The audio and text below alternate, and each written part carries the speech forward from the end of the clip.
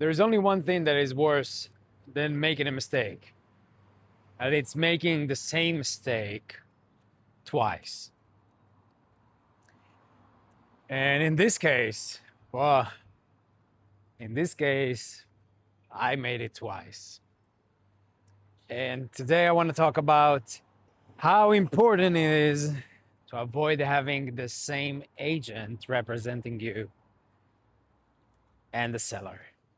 And I know you guys, I know a lot of you have been doing this. You've been doing this to save money, or maybe you've been doing this to secure better deals. Maybe you have been doing this because, I don't know, because you're a wholesaler, or because you don't want to involve another agent, or whatever. But I'll tell you why I did it, and then I did it again, and why it's such a big mistake. So the first time I did it, I wrote a blog post about it. You can search for it. I think there is also a podcast episode. Maybe I'll put it in the description for you guys to watch. But the first time was basically, I found a really nice deal, something I really wanted to buy, and I thought like I'm not gonna have a chance unless I'm gonna make the agent represent both sides. And if she's going to represent both sides, she was a lady, then probably she will help me secure this deal because there's a lot of interest and a lot of people involved. And after I did it, said to myself, I will never do this again. Eventually, I didn't buy that property.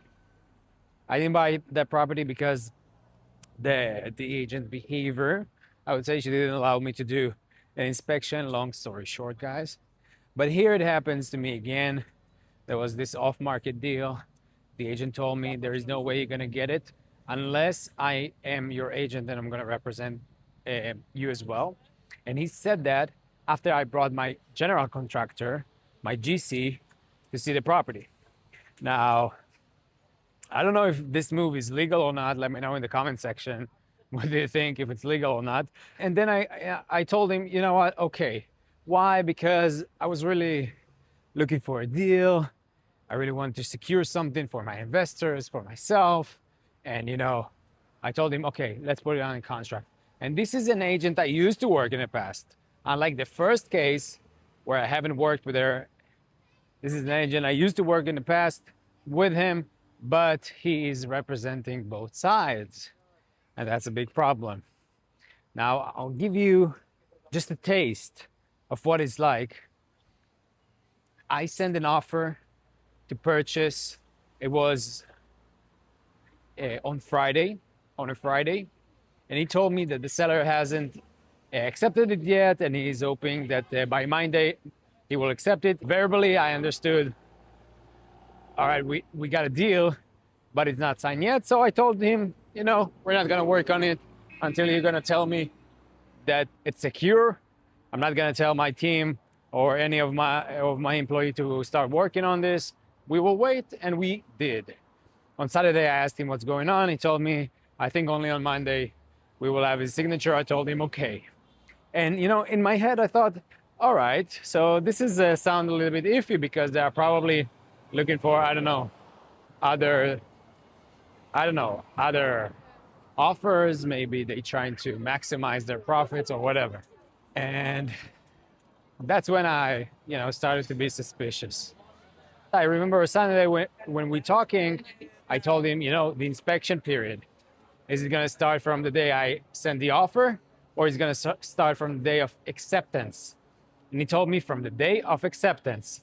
I have it in emails. I have it in writing. On Monday, I got the offer to purchase, signed by both sides. And we were talking about the inspection when I'm going to bring an inspector. And I told him, because we have 7 days of inspection, let's bring in the investor on Thursday so we can start working and preparing everything beforehand. And also probably the inspector only have availability later the week.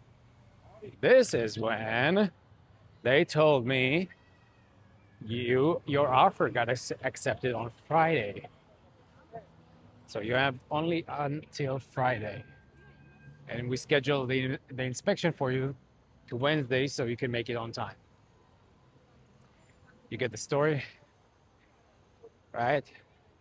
Can you believe a word a double agent tells you? No, you can't. And I know many of you are boots on the ground, not traveling the world as I do while working. I know, but guys, avoid this at all costs.